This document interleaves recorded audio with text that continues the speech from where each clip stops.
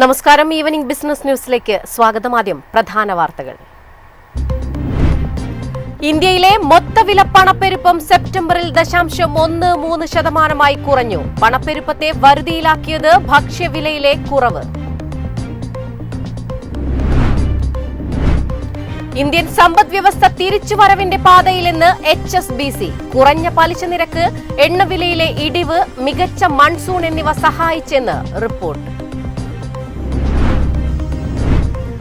അദാനിയുമായി ചേർന്ന് ഇന്ത്യയിലെ ഏറ്റവും വലിയ AI ഡാറ്റാ സെന്റർ പ്രഖ്യാപിച്ച് ഗൂഗിൾ. വരുന്നത് $15 ബില്യൺ നിക്ഷേപം.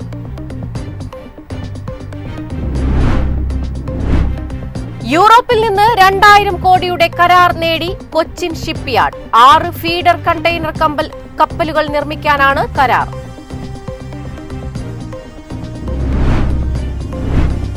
കേരളത്തിലെ പ്രൊഫഷണൽ ഡ്രൈവിംഗ് മേഖലയിൽ ഇനി സ്ത്രീകളും. ഫ്യൂച്ചർ ക്യാപ്സിന് കൊച്ചിയിൽ തുടക്കം.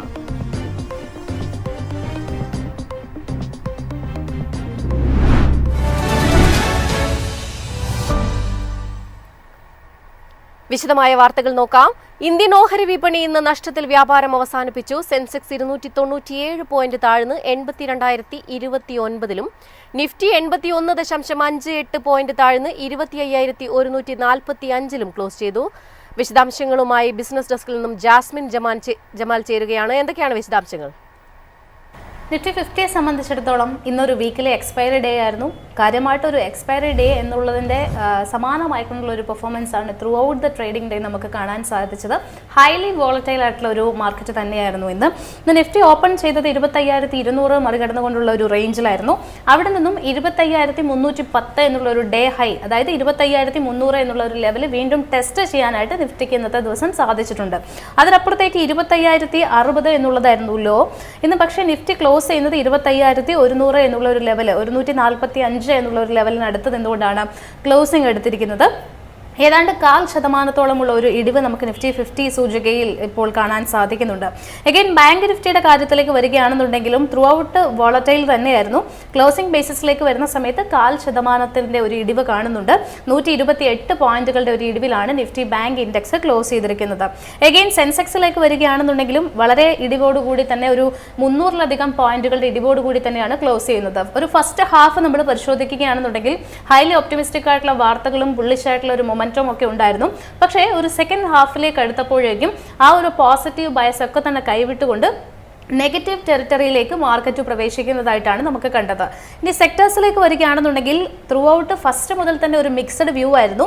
പക്ഷേ ഒരു സെക്കൻഡ് ഹാഫിലേക്ക് മാറിയപ്പോൾ എൻറ്റയർ സെഗ്മെന്റ് ചുവപ്പണിയുന്ന ഒരു കാഴ്ചയാണ് കണ്ടത്. ഇന്ത്യൻ ഓഹരി വിപണി ഇന്ന് നഷ്ടത്തിൽ വ്യാപാരം അവസാനിപ്പിച്ചിരിക്കുകയാണ്. വിശദാംശങ്ങൾ നൽകിയത് ജാസ്മിൻ ജമാലാണ് ബിസിനസ് ഡെസ്കിൽ നിന്നും. മറ്റു വാർത്തകൾ നോക്കാം. ഇന്ത്യയിലെ മൊത്തവില പണപ്പെരുപ്പം സെപ്റ്റംബറിൽ 0.13% കുറഞ്ഞു. പണപ്പെരുപ്പത്തെ വരുതിയിലാക്കിയത് ഭക്ഷ്യവിലയിലെ കുറവ്. ഓഗസ്റ്റിലെ 0.52% നിന്നാണ് വിലക്കയറ്റ തോതിലെ ഈ ഇറക്കമെന്നാണ് വാണിജ്യ മന്ത്രാലയ ഡേറ്റ വ്യക്തമാക്കുന്നത്.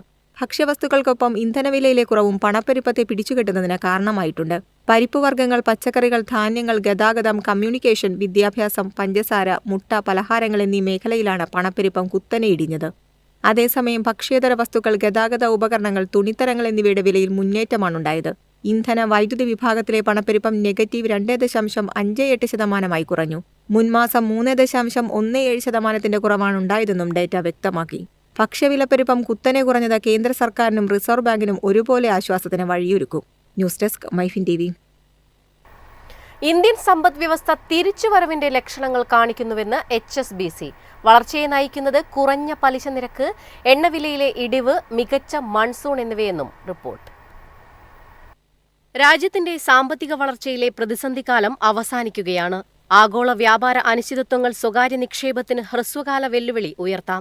എന്നാൽ ആഭ്യന്തര ഘടകങ്ങൾ ഇത്തരം വെല്ലുവിളികളെ അതിജീവിക്കാൻ പര്യാപ്തമാണെന്നുമാണ് HSBC മ്യൂച്വൽ ഫണ്ട് വ്യക്തമാക്കുന്നത്. സർക്കാർ അടിസ്ഥാന സൗകര്യ ചെലവുകൾക്കായി മൂലധനം വിനിയോഗിക്കുന്നുണ്ട്. ഒപ്പം റിയൽ എസ്റ്റേറ്റ് മേഖലയുടെ തിരിച്ചുവരവും സമ്പദ് വ്യവസ്ഥയ്ക്ക് തുണയാകും. അതിനാൽ ഇന്ത്യൻ ഓഹരി വിപണിയിലെ ആഗോള പ്രതീക്ഷകൾ ഇപ്പോഴും പോസിറ്റീവായി തുടരുകയാണെന്നും റിപ്പോർട്ട് വ്യക്തമാക്കി. പുനരുപയോഗ ഊർജ്ജത്തിലും അനുബന്ധ വിതരണ ശൃംഖലകളിലും ഉയർന്ന സ്വകാര്യ നിക്ഷേപം, ഉയർന്ന നിലവാരമുള്ള സാങ്കേതിക ഘടകങ്ങളുടെ പ്രാദേശികവൽക്കരണം, ആഗോള വിതരണ ശൃംഖല കൂടുതലായി ഇന്ത്യയെ ആശ്രയിക്കുന്നത് എന്നിവ വരും വർഷങ്ങളിൽ വേഗത്തിലുള്ള വളർച്ചയെ സഹായിക്കുമെന്നും റിപ്പോർട്ട് വ്യക്തമാക്കി. News desk MyFin TV. Adani എന്റർപ്രൈസസുമായി ചേർന്ന് ഇന്ത്യയിലെ ഏറ്റവും വലിയ AI ഡാറ്റാ സെന്റർ പദ്ധതി പ്രഖ്യാപിച്ച് ഗൂഗിൾ. വരുന്നത് $15 ബില്യൺ നിക്ഷേപം. എയർടെലും അദാനി ഓഹരിയും നിക്ഷേപക ശ്രദ്ധയിൽ. AI ഡാറ്റാ സെന്റർ ക്യാമ്പസ് ആന്ധ്രാപ്രദേശിലെ വിശാഖപട്ടണത്താണ് വരുന്നത്. 2030ഓടെയാണ് ഗൂഗിൾ ഈ നിക്ഷേപം നടത്തുക. 1 ജിഗാവാട്ട് ശേഷിയാണ് ആദ്യഘട്ടത്തിൽ ലക്ഷ്യമിടുന്നതെന്നും Google cloud CEO Thomas Kurian പറഞ്ഞു. ആന്ധ്രാപ്രദേശിൽ പുതിയ ട്രാൻസ്മിഷൻ ലൈനുകളുടെ വികസനം, ഹരിത ഊർജ്ജ ഉൽപാദനം, നൂതന ഊർജ്ജ സംഭരണ സംവിധാനങ്ങൾ എന്നിവ ഇതിൽ ഉൾപ്പെടും. ഇത് ഡാറ്റാ സെന്ററിന്റെ പ്രവർത്തനങ്ങളെ പിന്തുണയ്ക്കുക മാത്രമല്ല, വൈദ്യുതി ഗ്രിഡിന്റെ പ്രതിരോധ ശേഷിയും വർദ്ധിപ്പിക്കും. അദാനി എന്റർപ്രൈസസും എഡ്ജ് കോൺഎക്സും തമ്മിലുള്ള സംയുക്ത സംരംഭമാണ് അദാനി കോണെക്സ്. പുറമെ എയർടെലും ഈ പദ്ധതിയിൽ സഹകരിക്കുന്നുണ്ട്. ഇതോടെ ഇരു കമ്പനികളുടെയും ഓഹരികൾ നിക്ഷേപകരുടെ ശ്രദ്ധയിലേക്ക് എത്തി. News desk MyFin TV. യൂറോപ്പിൽ നിന്ന് 2000 കോടിയുടെ കരാർ നേടി കൊച്ചിൻ ഷിപ്പ്യാർഡ്. നേടിയത് ദ്രവീകൃത പ്രകൃതിവാതകം ഉപയോഗിച്ച് പ്രവർത്തിക്കുന്ന 6 ഫീഡർ കപ്പലുകൾ നിർമ്മിക്കാനുള്ള കരാർ. ഇതോടെ ജൂൺ പാദത്തിന്റെ അവസാനത്തിൽ 22,500 കോടിയായിരുന്ന കൊച്ചിൻ ഷിപ്പ്യാർഡിന്റെ ഓർഡർ ബുക്ക് 21,100 കോടിയിലേക്കെത്തി. ഏകദേശം 1,700 TEU ശേഷിയുള്ള ഫീഡർ കണ്ടെയ്നർ കപ്പലുകളുടെ രൂപകൽപ്പനയും കമ്പനിക്കാണ് ലഭിച്ചിരിക്കുന്നത്. കപ്പൽ നിർമ്മാണത്തിനുള്ള അടിസ്ഥാന ധാരണാപത്രത്തിലാണ് ഇപ്പോൾ ഒപ്പുവെച്ചത്. സാങ്കേതിക വാണിജ്യ നിബന്ധനകളുമായി ബന്ധപ്പെട്ട കരാർ ഉടൻ ഒപ്പിടുമെന്നും കൊച്ചിൻ ഷിപ്പ്യാർഡ് അറിയിച്ചു. ഇതോടെ ഓഹരികൾ നിക്ഷേപകരുടെ റഡാറിലേക്ക് എത്തിയിട്ടുണ്ട്. വരും ദിവസങ്ങളിൽ കരാറിന്റെ പ്രതിഫലനം ഓഹരിയിലുണ്ടായേക്കാം.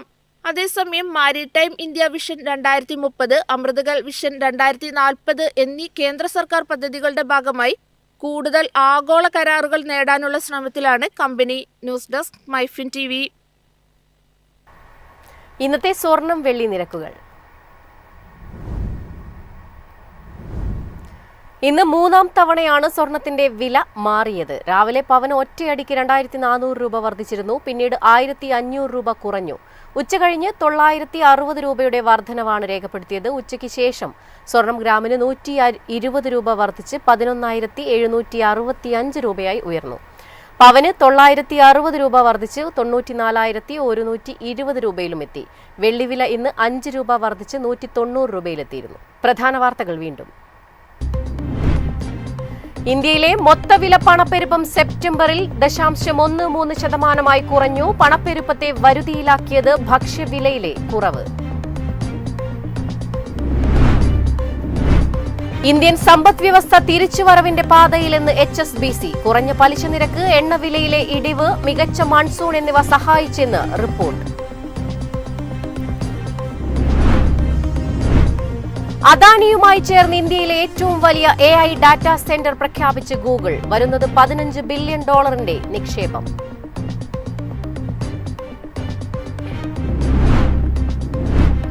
യൂറോപ്പിൽ നിന്ന് 2000 കോടിയുടെ കരാർ നേടി കൊച്ചിൻ ഷിപ്പ്യാർഡ്. 6 ഫീഡർ കണ്ടെയ്നർ കപ്പലുകൾ നിർമ്മിക്കാനാണ് തീരുമാനം.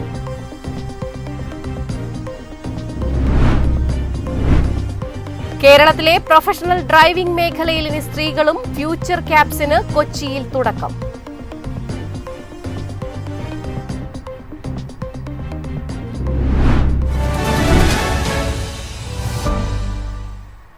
ഇതോടെ ഈവനിംഗ് ബിസിനസ് ന്യൂസ് സമാപിക്കുന്നു. നമസ്കാരം.